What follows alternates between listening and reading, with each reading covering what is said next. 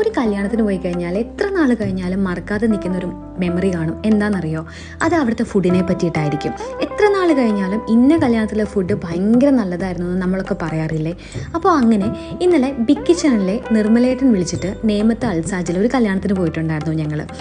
പറയാതിരിക്കാൻ വയ്യ. സ്റ്റാർട്ടേഴ്സ് മുതൽ, വെൽക്കം ഡ്രിങ്ക് മുതൽ, സ്റ്റാർട്ടേഴ്സ് മുതൽ എല്ലാം ഡെസേർട്ട് വരെ ഒന്നിനൊന്നും മെച്ചമായിരുന്നു. വെൽ ഓർഗനൈസ്ഡ് ആയിരുന്നു. അവരുടെ സ്റ്റാഫിൻ്റെ പെരുമാറ്റം, സർവീസൊക്കെ ഭയങ്കര നല്ലതായിരുന്നു. ഫുഡൊക്കെ ഒന്നിനൊന്നും മികച്ചതെന്ന് പറയാതിരിക്കാൻ പറ്റില്ല. എല്ലാം നാടൻ ഐറ്റംസ് ഉണ്ടായിരുന്നു, അറബിക് ഐറ്റംസ് ഉണ്ടായിരുന്നു, ബിരിയാണി ഉണ്ടായിരുന്നു, പിന്നെ എല്ലാവരുടെയും പ്രിയപ്പെട്ട ഡെസേർട്ട് കുനാഫ ഉണ്ടായിരുന്നു.